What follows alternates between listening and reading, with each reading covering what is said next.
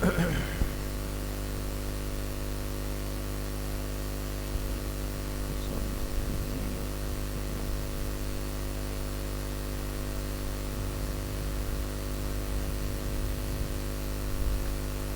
لله نحمده ونستعينه ونستغفره ونؤمن به ونتوكل عليه ونعوذ بالله من شرور أنفسنا ومن سيئات أعمالنا من يهده الله فلا مضل له ومن يضلل فلا هادي له ونشهد أن لا إله إلا الله وحده لا شريك له ونشهد أن سيدنا وسندنا ونبينا ومولانا محمدا عبده ورسوله صلى الله تعالى عليه وعلى آله وأصحابه أجمعين أما بعد فأعوذ بالله من الشيطان الرجيم بسم الله الرحمن الرحيم لقد من الله على المؤمنين إذ بعث فيهم رسولا من أنفسهم يتلو عليهم آياته ويزكيهم ويعلمهم الكتاب والحكمة وإن كانوا من قبل لفي ضلال مبين وقال رسول الله صلى الله عليه وسلم لا يؤمن أحدكم حتى أكون أحب إليه من والده وولده والناس أجمعين صدق الله وصدق رسوله النبي الكريم ونحن على ذلك لمن الشاهدين والشاكرين والحمد لله رب العالمين. درود شریف پڑھ لیں. اللهم صل على محمد وعلى آل محمد كما صليت على إبراهيم وعلى آل إبراهيم إنك حميد مجيد. اللهم بارك على محمد وعلى آل محمد كما باركت على إبراهيم وعلى آل إبراهيم إنك حميد مجيد. میرے محترم دوستو، بھائیوں اور بزرگوں، ماہ ربیع الاول شروع ہو چکا ہے اور ہر طرف اس ہستی کا تذکرہ ہے، اس محبوب کائنات کا تذکرہ ہے کہ جن کی آمد اور وجود کی برکت سے اللہ پاک نے اس کائنات کو وجود بخشا، اور ایسی ہستی کہ جنہیں اللہ پاک نے ہر اعتبار سے کامل اور مکمل پیدا فرمایا، تمام صفات و کمالات کا مجموعہ بنا کر دنیا میں مبعوث فرمایا. انسان کے بس میں نہیں ہے، طاقت میں نہیں ہے کہ یہ اپنے الفاظ کے زور سے، اپنے علم کے زور سے اس ہستی کا تذکرہ کر سکے یا اس کا حق ادا کر سکے. لیکن یہ خوش نصیبی ضرور ہے اور سعادت ہے کہ ہم ان کا تذکرہ کر کے اپنے الفاظ کو خوبصورتی بخش دیں. اسی لیے عربی میں ایک شاعر نے کہا ما ان مدحت محمدا بمقالتی ما ان مدحت محمدا بمقالتی ولكن مدحت مقالتی بمحمد صلی اللہ علیہ وسلم. فرماتے ہیں میں نے اپنے الفاظ سے آپ علیہ الصلاۃ والسلام کی تعریف نہیں کر سکتا. میں اپنے الفاظ سے آپ کی تعریف نہیں کر سکتا، بلکہ آپ کے تذکرے نے میرے الفاظ کو خوبصورت بنا دیا. جب آپ کا تذکرہ ہوتا ہے تو وہ چیز خود خوبصورت بن جاتی ہے. تو دنیا میں بھی انسان عشق مجازی کرتا ہے، کسی نہ کسی کو اپنا دل دے بیٹھتا ہے۔ تو ایک شاعر نے اپنے محبوب کے لیے فرمایا کہ جو پھول تم نے اپنے بالوں میں لگایا ہے، ویسے تو عورتیں مستورات اگر بالوں میں پھول لگائے تو اس لیے کہ ان کے بال خوبصورت لگے، وہ خوبصورت لگے، لیکن وہ شاعر کتنا مبالغہ کرتا ہے اپنے عشق مجازی میں، اور کہا جو تیرے زلف میں آئی وہ حسن کہلائی۔ ایسا نہیں ہے کہ پھول کے لگنے سے تمہاری زلفیں خوبصورت ہو گئی، بلکہ اس پھول کی قسمت اور سعادت تھی کہ اس کو تیرے زلف میں جگہ مل گئی، اور یہاں آنے سے اب یہ پھول خوبصورت لگ رہا ہے۔ یہ تو عشق مجازی ہے، فرضی باتیں ہیں۔ جو تیرے زلف میں آئی وہ حسن کہلائی۔ لیکن میرے عزیز و دوستو بزرگوں، اس میں کوئی شک نہیں کہ اس کائنات میں کوئی آج تک ایسا پیدا نہیں ہوا کہ جس نے اپنے الفاظ سے، اپنے انداز سے، اپنے اشعار سے، اپنے کلمات سے، اپنے بیان سے، اپنی تحریر سے، اپنے نظم و نثر سے حضور علیہ السلام کی شان پہ کچھ لکھا ہو اور پھر وہ یہ کہے کہ جی میں نے تو کمال کر دیا اور میں نے تو حق ادا کر دیا۔ ایسا کبھی نہیں ہو سکتا۔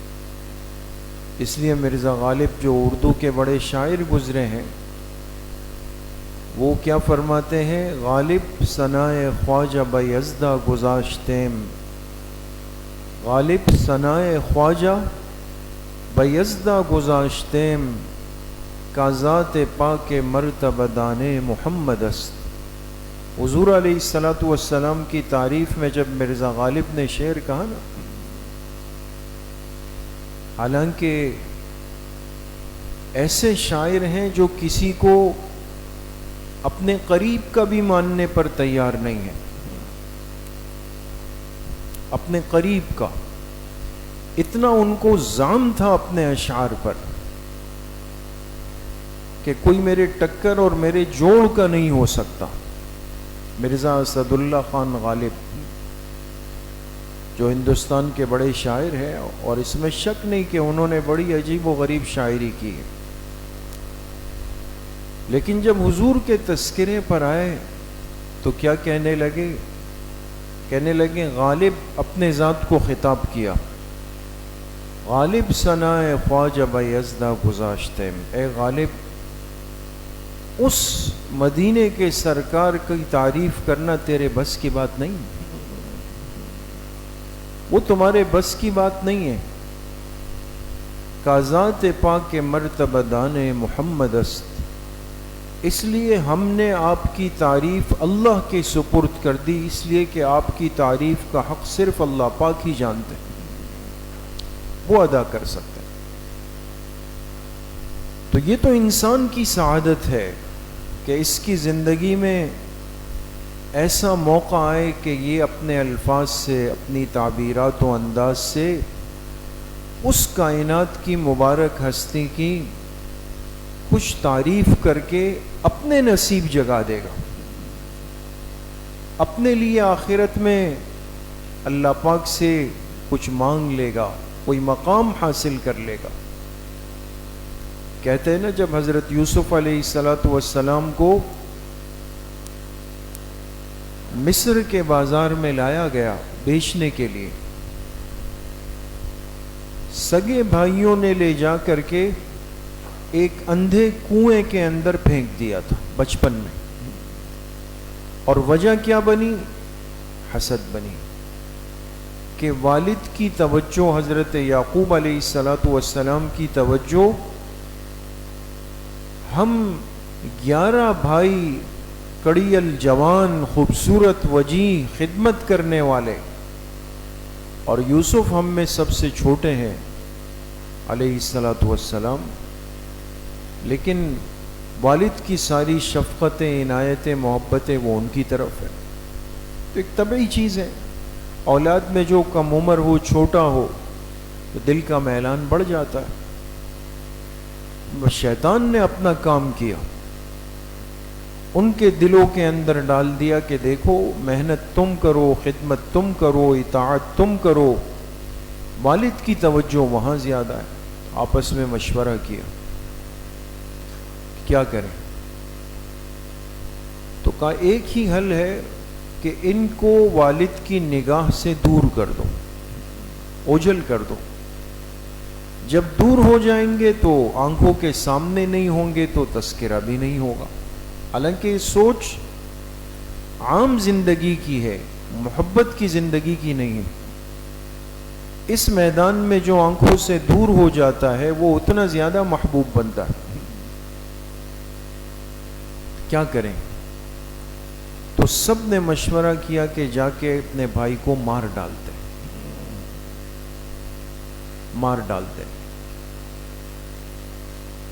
ایک بھائی ان 11 بھائیوں میں ایسا ہے جس کا نام تھا یہودا. اور یہ بات مفسرین نے لکھی ہے کہ جو لفظ یہود چلا ہے نا، یہودیت کا، یہ انہی کی نسبت سے ہے. یہ نسل اس بیٹے کی نسبت سے چلی، یہودا کی. اور اس یہودا کے دل میں کچھ فطرت، کچھ خیر کی موجود تھی. انسان ہے تو باقی مشورے میں تو بھائیوں کے ساتھ شریک ہوئے، لیکن یہ دل نے نہیں مانا کہ اپنے بھائی کو جا کے مار ڈالے. تو کوشش یہ کی کہ کسی نہ کسی طریقے سے ایسا فیصلہ ہو کہ بھائی بچ جائے، کچھ راحت آسانی ہو جائے. تو کیا کہا؟ فَأَلْقِهِ فِي غَيَابَةِ الْجُبِّ. مارتے نہیں ہیں. کیوں ہم ایک قتل کا جرم اپنی گردن پر لیں، خون اپنے گردن پر لیں؟ تو انہوں نے کہا پھر کیا کریں؟ کہا جا کے ایک اندھے کنویں کے اندر پھینک دیتے، ڈال دیتے. زندہ رہے تو زندہ رہے، اور بہت مشکل ہے کہ زندہ رہے. اور اگر وہیں پر زندگی ختم ہو گئی تو کام بھی ہو جائے گا. لیکن ہم اپنے ہاتھ ان کے قتل سے آلودہ نہیں کریں گے. اس پر طے ہو گیا، اور جا کے یوسف علیہ السلام کو اندھے کنویں کے اندر ڈال دیا. پھر اللہ کی شان، وہاں سے ایک قافلہ گزر رہا تھا، وہ رکا، اور پانی بھرنے کے لیے انہوں نے ڈول ڈالا، جو پانی کا ڈول ہوتا ہے. یوسف علیہ السلام نیچے کنویں کے اندر ایک ایسا حصہ تھا جس پر بیٹھے ہوئے تھے تکلیف میں، اور دیکھا ڈول آ رہا ہے تو اس سے چمٹ گئے. انہوں نے ڈول اوپر کھینچا، اور جیسے دیکھا اتنا خوبصورت، اتنا بے مثال ایک خوبصورت بچہ اوپر آ رہا ہے. بے ساختہ اس آدمی نے کہا یا بشرا ھذا غلام، یا بشرا ھذا غلام، خوشخبری، تو بڑا خوبصورت بچہ آ رہا ہے. اب خرید کر اس کو اپنے سامان میں شامل کر دی، اٹھا کے سامان کا حصہ بنا دی. اس لیے کہ غلاموں کی خرید و فروخت ہوتی تھی اور ایک نظام چل رہا تھا. اور مفسرین نے لکھا ہے کہ یہ جو یہودا بھائی تھا، اس کے دل کا درد زندہ تھا نا، تو یہ روز آ کے اس کنویں کے پاس بیٹھ کے دیکھتا تھا کہ کیا ہوا ہمارے بھائی کو. تو اس نے دیکھا کہ قافلہ آیا، ڈول نکلا، اس سے بھائی اوپر آیا، انہوں نے اٹھا لیا. یہ بہت مطمئن ہو گیا کہ چلے بھائی کی جان تو بچ گئی. پھر وہ ان کو لے کر مصر کے بازار میں آ گئے، جو اصل مقصود بات تھی. چونکہ مصر جو ہے یہ سب سے بڑی تجارتی منڈی تھی غلاموں کی، لوگ آتے تھے، غلام خریدتے تھے. لیکن اس سے پہلے ایسا نہیں ہوا کہ حسن کا ایسا شاہکار، اس لیے کہ اللہ پاک نے ان کو جو حسن بے مثالی دیا تھا وہ بے نظیر حسن تھا. اس لیے معراج کی رات جب آپ علیہ السلام آسمانوں پہ تشریف لے گئے تو ہر آسمان پر کسی پیغمبر سے ملاقات ہوئی نا. اور تیسرے آسمان پہ حضرت یوسف علیہ السلام تشریف فرما تھے. تو آپ کیا فرماتے ہیں کہ جب میں تیسرے آسمان کے دروازے سے اندر ہوا تو میں نے دیکھا اپنے بھائی یوسف کو، اور اللہ پاک نے ان کو حسن کا بہت بڑا حصہ دیا ہوا تھا۔ یہ وہ ہستی فرما رہی ہے جن کا حسن خود بے مثال ہے، جس کا کوئی مقابلہ نہیں۔ ان کو اللہ نے حسن کا بہت بڑا حصہ دیا ہوا تھا، لیکن ہمارے آقا کے حسن میں اور یوسف علیہ السلام کے حسن میں فرق تھا۔ آپ نے خود فرمایا انا ملیح و اخی یوسف صبیح، انا ملیح، ملیح اس کو کہتے ہیں کہ جو بالکل گورا چٹا نہیں ہو، اس سفیدی میں ہلکا سا گندمی رنگ شامل ہو۔ لیکن ملیح کا ترجمہ عربی اس لغت کے اندر مسحور کن، جس کو دیکھنے کے بعد انسان بے چین و بے قرار ہو جائے کہ میں اس کو دوبارہ دیکھوں، پھر دیکھوں، وہ ملیح ہوتا ہے۔ فرمایا اللہ نے مجھے ملیح بنایا اور میرے بھائی یوسف کو صبیح بنایا۔ صبیح کہتے ہیں جس کا چہرے پر سفیدی غالب آ جائے۔ تو مصر کے بازار میں بکنے آ گئے، شہرہ ہو گیا کہ بھئی ایک بچہ آیا ہے، اور آج سے پہلے ایسا خوبصورت بچہ نہیں آیا، اس کو تو عجیب ہی شان ہے۔ اب جب انہوں نے دیکھا کہ لوگ خریدار پروانوار آ رہے ہیں تو اس چیز کی قیمت بڑھتی رہی۔ تو جو مصر کے بڑے بڑے سرمایہ دار تھے، حکومت کے مشیر، وزیر تھے، امیر تھے، انہوں نے اپنے اپنے ملازمین کو بھیجا کہ جو بولی لگتی ہے جاؤ لگاؤ، لیکن یہ غلام ہم نے خریدنا ہے۔ تو سب خریدار آ گئے۔ اس لیے جو اردو میں مشہور جملہ ہے نا، خریداران یوسف، تو اب لائن لگ گئی کہ بھئی ایسا بچہ آیا ہے، اس کو خریدنے کے لیے اتنا مجمع جمع ہو گیا ہے۔ تو کہتے ہیں ایک بوڑھی عورت آئی جس کے پاس روئی کا ایک گٹھڑ تھا، روئی کا بنا ہوا۔ اب روئی کی کیا حیثیت تھی، اور اس کا ایک گٹھا ہے، تو وہ بوڑھی اماں بھی آ کر ان خریداران کے لائن کے اندر لگ گئے جیسے باقی لوگ کھڑے ہیں۔ تعجب ہوا لوگوں کو، کسی نے پوچھا کہ اماں یہ تو آپ کا کام نہیں ہے، یہاں تو بڑے بڑے لوگ کھڑے ہوئے ہیں، ان کی بولی لگ رہی ہے، ان کی حیثیت نہیں ہے، آپ کیا لے کے آئیے؟ یہ روئی کا گٹھڑ ہے، اس سے تو کچھ بھی نہیں ہو سکتا۔ اس بوڑھی اماں نے ایک جواب دیا، لیکن وہ جواب قیامت تک ایک ایسا ملفوظ بن گیا اور ایسا قول زری بن گیا دوستو کہ جس میں ہماری ہدایت کا بہت بڑا سبق ہے۔ کچھ چیزیں انسان کی حیثیت سے بہت اوپر ہوتی ہے، لیکن انسان اس میں اپنی حیثیت کے بقدر حصہ ڈال دیتا، کام ہو جاتا ہے۔ تو اس بوڑھی اماں نے کہا کہ یہ تو مجھے بھی پتا ہے کہ یوسف کو میں خرید نہیں سکتی، لیکن میں خریداران یوسف میں اپنا نام لکھوانا چاہتی، اس لیے کہ کل کو جب لسٹ بنے گی اور کہا جائے گا کون کون خریدار آیا تھا، کتنے لوگ تھے، تو ان ناموں کے اندر میرا نام ضرور آئے گا کہ ایک عورت بھی، ایک بوڑھی اماں آ کر کھڑی ہوئی تھی، تو اور کچھ نہیں، کل خریداران یوسف میں نام تو آ جائے۔ اس لیے میرے عزیزو دوستو بزرگو، رحمت کائنات جناب رسول اللہ صلی اللہ علیہ وسلم کا تذکرہ جس نے بھی کیا اور جس زبان میں کیا اور جس شکل میں کیا، لیکن انہوں نے آخر میں یہ بات ضرور لکھی کہ ہم اس کا حق کبھی ادا نہیں کر سکتے، بلکہ صرف کوشش یہ کی ہے کہ خریداران یوسف میں ہمارا نام شامل ہو جائے۔ اس لیے میرے عزیزوں دوستوں بھائیوں اور بزرگوں، ماہ مبارک ماہ ربیع الاول ہماری ایمانی زندگی کی بہار ہے، جیسے پچھلے جو میں عرض کیا آپ حضرات سے. اور اس مہینے کو اللہ پاک نے ایک مقام اور رفعت سے نوازا ہے. ایک عربی شاعر نے کہا لہذا الشہر فی الاسلام فضل، لہذا الشہر فی الاسلام فضل ومنقبۃ تفوق علی الشہور، ربیع فی ربیع فی ربیع ونور فوق نور فوق نور.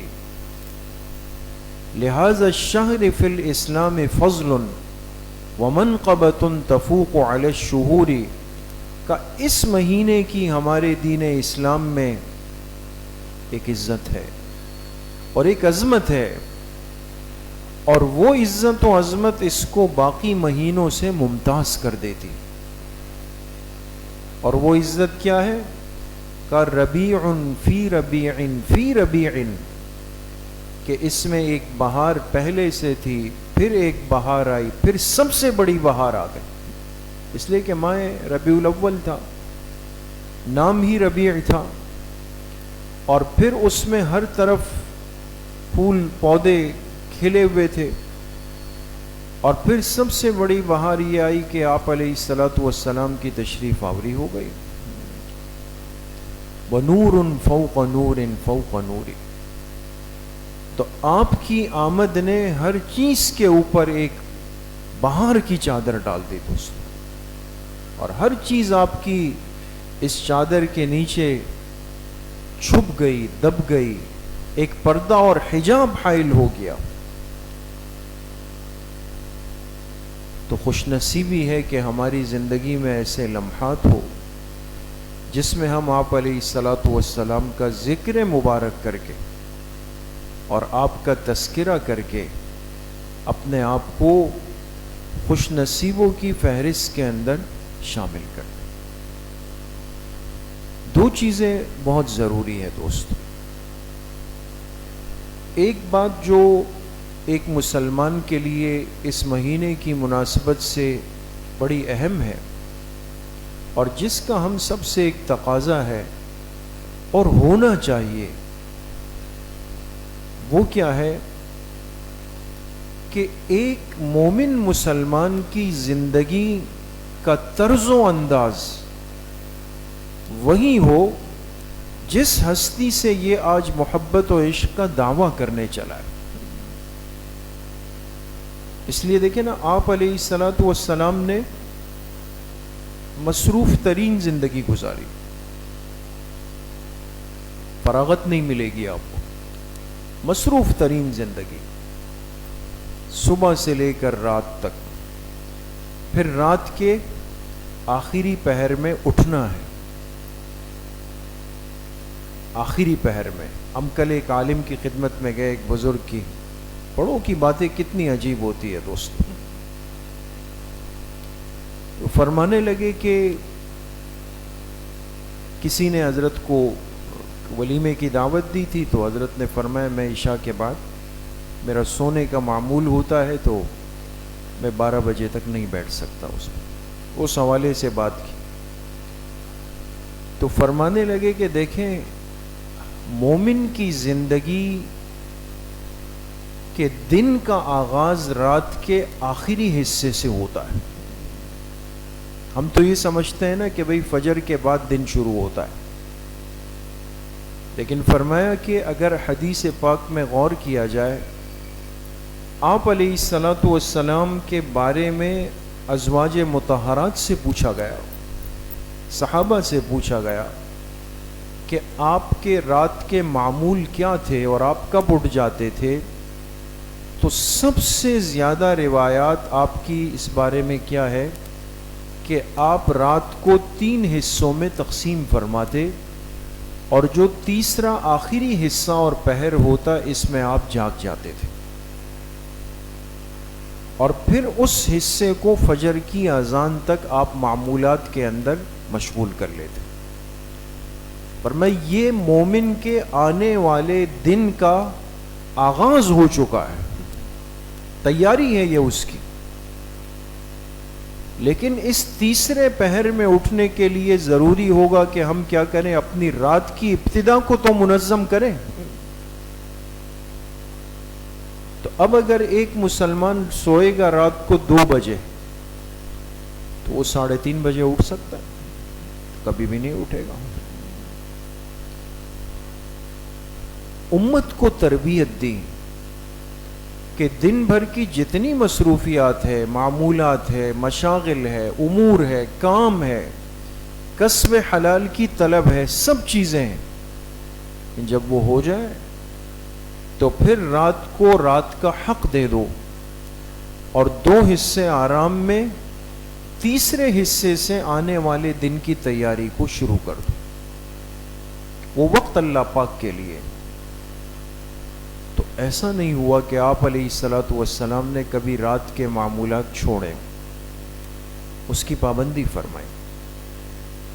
جب بستر پہ تشریف لائے تو جو بستر پر سونے کے معمولات تھے، جو دعائیں تھی، جو انداز تھا، اس کو کبھی ترک نہیں فرمایا. مسجد میں داخل ہوئے، مسجد سے نکلے، دسترخوان پہ بیٹھے، دسترخوان سے اٹھے، بازار میں داخل ہوئے، جتنے بھی زندگی کے احوال تھے آپ کو ہر موقع کے لیے ملے گا کہ اس موقع پر آپ علیہ الصلوۃ والسلام نے یہ دعا ارشاد فرمائی. ہے یا نہیں دوست؟ ہے نا؟ آپ مسنون دعائیں دیکھیں، اس میں لکھا ہے کہ جب آپ لباس تبدیل کرنے لگیں تو یہ دعا پڑھ لیں، آپ نیا کپڑا پہننے لگے تو یہ دعا پڑھ لیں، جب مغرب کی نماز پڑھ لیں تو یہ دعا پڑھ لیں، جب سونے لگے تو دائیں کروٹ پر یہ دعا پڑھ لیں، رات کو اچانک آنکھ کھل جائے تو یہ دعا پڑھ لیں، صبح جب اٹھے تو یہ دعا پڑھ لیں، گھر داخل ہو تو یہ دعا پڑھ لیں، گھر سے جب نکلیں تو یہ دعا پڑھ لیں، مسجد میں آئیں تو یہ دعا پڑھ لیں، مسجد سے نکلیں تو یہ دعا پڑھ لیں، کام اور کاروبار کے لیے بازار میں داخل ہونے لگے تو آپ یہ دعا پڑھ لیں، بارش ہو تو یہ دعا پڑھ لے، تیز ہو تو یہ دعا پڑھ لے. ہر موقع کے لیے مسنون دعا امت کو دی گئی اور آپ نے عمل کر کے بتایا. اب ہم اپنی زندگیوں کو آپ علیہ الصلوۃ والسلام کی زندگی کے ساتھ میچ کریں. دوستو، ہم دن بھر میں کتنے موقعوں کی کتنی مسنون دعائیں پڑھتے ہیں یا کتنی دعائیں مجھے یاد ہیں؟ ابھی پتہ چل جائے گا کہ کتنے درجے کا عشق اور کتنے درجے کی محبت ہمارے اندر موجود ہے. محبت تو اتباع ہے نا دوستو، الفاظ تو نہیں ہے، محض باتیں اور زبانی کلامی الفاظ تو نہیں ہے. اپنی زندگیوں کو تو ہم دیکھیں، ہم کس ڈگر پہ چل پڑے ہیں، کر کیا رہے ہیں، ہماری زندگی کے روز و شب کس انداز سے گزر رہے ہیں. یہ سب کچھ الٹا سیدھا آج کرنے کے بعد پھر بھی میں مدعی بن کے کھڑا ہو جاتا ہوں اور میں کہتا ہوں جی حرف آخر ہوں، حرف آخر ہوں میں. اس لیے اس ماہ ربیع الاول کا سب سے پہلا حق اور تقاضا یہ ہے، مبارک سنتوں کو، مسنون دعاؤں کو، مسنون اعمال کو سیکھ کر اس کو اپنی زندگی کا حصہ بنائیں گے نا انشاءاللہ. سیکھنا ہے، جتنا یاد کر سکتے ہیں زبانی وہ ہم زبانی یاد کریں گے. بعض دعائیں اتنی مختصر ہوتی ہے یا بچپن کی یاد کی ہوئی ہوتی ہے کہ اس میں کوئی مسئلہ ہی نہیں ہوتا، آسان ہے بالکل. اور جو نہیں ہے تو کم از کم اس کو انسان، جیسے ہم آج موبائل میں سب کچھ ڈال دیتے ہیں، سب کچھ موبائل میں آ جاتا ہے، اس سب کچھ کے اندر 40 مسنون دعائیں بھی آ سکتی. لہذا جس موقع کی دعا یاد نہیں ہے، قریب پہنچ جائے، موبائل نکال کے اس کو 10 سیکنڈ میں پڑھ لیں، پھر موبائل بند کر کے جیب میں رکھ دیں، پھر اپنے کام کے اندر لگ جائیں. ایک بات. دوسری بات علماء نے یہ لکھی کہ بھئی انسان جس مجلس میں بھی بیٹھے، جس ماحول کا بھی حصہ بنے، خوشی کی مجلس ہو، غمی کی مجلس ہو، کاروبار کی مجلس ہو، دعوت کی مجلس ہو، شادی نکاح کی مجلس ہو، بڑوں چھوٹوں سے ملاقات کی مجلس ہو، لیکن اپنی عادت اور مزاج اور حصہ بنائے زندگی کا کہ اس میں حضور علیہ الصلاۃ والسلام کی زندگی کا تذکرہ ضرور ہونا چاہیے،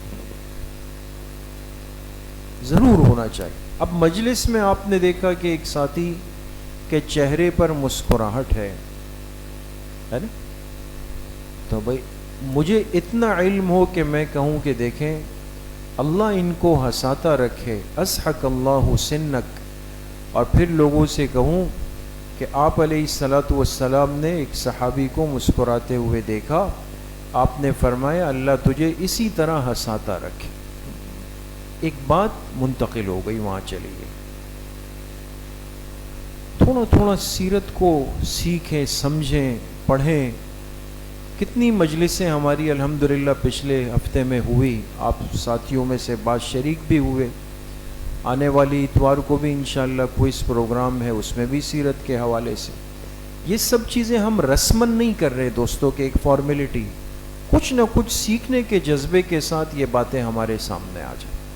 اللہ پاک مجھے بھی آپ سب کو صحیح عمل کی توفیق نصیب فرمائے۔ الحمدللہ رب العالمین، والصلاة والسلام علی سید الانبیاء والمرسلین۔